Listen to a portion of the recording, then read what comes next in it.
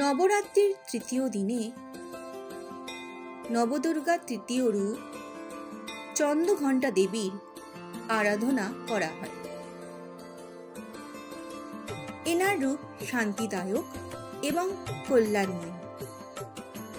মায়ের মাথায় ঘণ্টার আকারে অর্ধচন্দ্র সুশোভিত রয়েছে, তাই দেবীর নাম চন্দ্রঘণ্টা। স্বর্ণবর্ণা দেবী দশভুজা, তার 10 হাতে রয়েছে বিভিন্ন অস্ত্র। দেবীর বাহন সিংহ, তিনি অসুর দানব দৈত্যের বিনাশকারী। নবরাত্রির তৃতীয় দিনে মা দুর্গার পূজার বিশেষ ফল পাওয়া যায়। এই দিনে সাধকের মন মণিপুর চক্রে প্রবিষ্ট হয়। মায়ের কৃপায় দিব্য সুগন্ধি অলৌকিক বস্তু দেখা যায় এবং নানা ধরনের ধ্বনি শোনা যায়। নবরাত্রির সময় সাধকদের তাই খুব সাবধানে থাকতে হয়। মায়ের পূজা অর্চনা করলে যে কোনো বিপদ এবং প্রেত বাধাদি সব থেকেই রক্ষা পাওয়া যায়। মায়ের পুজো করলে সাধক সৌম্য এবং শক্তিপ্রাপ্ত হয়। সাধকরা মস্ত বড় সদ্গুণ পায় এবং সাহসী নির্ভয় হয়। তার সাথে তাদের আচার আচরণে নম্রতা আসে।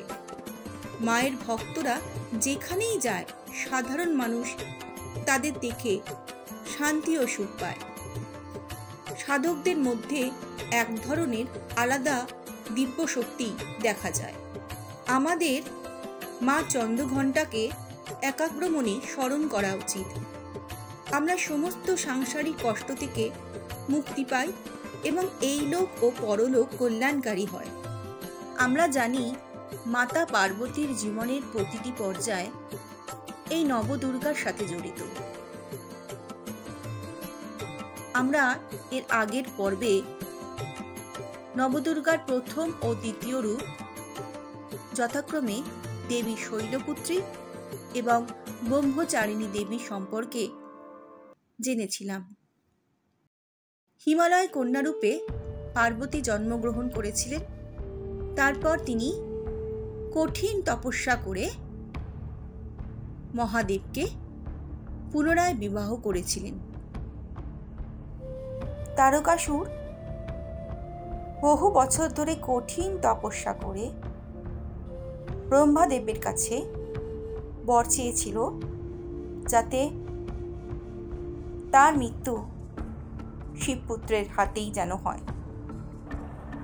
ভগবান ব্রহ্মা তারকাসুরকে সেই বর প্রদান করেছিলেন।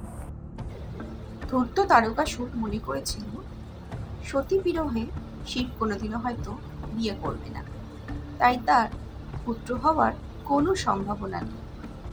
তাই শিবপুত্রের হাতে তার কোনোদিনও মৃত্যু হবে না, সে অমরত্ব লাভ করবে। তাই সে এমন বর চেয়েছিল। শিব পার্বতীর বিয়ের সময় তারকাসুর সেই বিয়ে রোধ করার চেষ্টা করেছিল। সেজন্য পিশাচ দৈত্য দানব প্রেতকে পাঠিয়েছিল আর তাদের সাথে যুদ্ধ করেছিলেন দেবী পার্বতী চন্দ্রঘণ্টা রূপে। চাঁদের মতো বিশাল ও সাদা ঘণ্টা বাজিয়ে সব দৈত্য ভূত প্রেতকে তাড়িয়েছিলেন দেবী।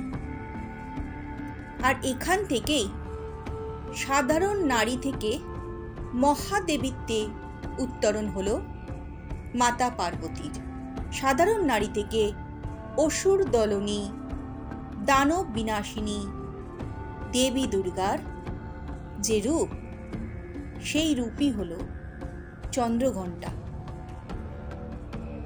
আবার অন্য মতে বিয়ের সময় শিব চন্দ্ররূপ ধারণ করায় দেবী মেনকা মূর্ছা গিয়েছিলেন। তখন দেবী পার্বতী চন্দ্রঘণ্টা রূপ ধারণ করেন, যা দেখে শিব ভীত হন এবং চন্দ্ররূপ ত্যাগ করে বিয়ের জন্য অপূর্ব বস্ত্র পরিধান করেন। দেবী চন্দ্রঘণ্টা অশুভের বিনাশকারিণী, তিনি তেজ স্বরূপা। তার মধ্যে পরমা শক্তি রয়েছে, সঙ্গে রয়েছে করুণা, ন্যায় ও পরমার্থিক শান্তি প্রদানকারিণী শক্তি। দেবী চন্দ্রঘণ্টার আরাধনা করলে সমস্ত অশুভ শক্তির প্রভাব থেকে রক্ষা পাওয়া যায় বলেই বিশ্বাস ভক্তদের। চন্দ্রঘণ্টা দেবীর প্রিয় রং হলো লাল, তাই তার পুজোর সময় যে কোনো লাল রঙের পুষ্প তাকে নিবেদন করাই শুভ। এছাড়া হলুদ পুষ্পও তাকে নিবেদন করা যায়। তার প্রিয় ভোগ হলো ক্ষীর বা দুধের তৈরি মিষ্টি বা দুধ,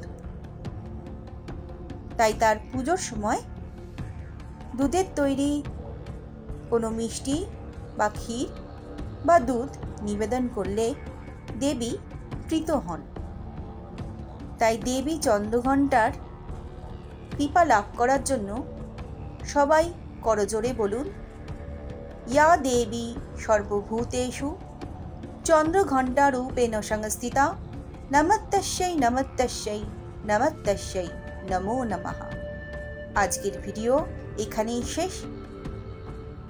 কাল আবার দেবীর চতুর্থ রূপ কুষ্মাণ্ডা দেবীর কথা আপনাদের শোনাব। আজ তাহলে আসি, সবাই ভালো থাকবেন। জয় মা দুর্গা।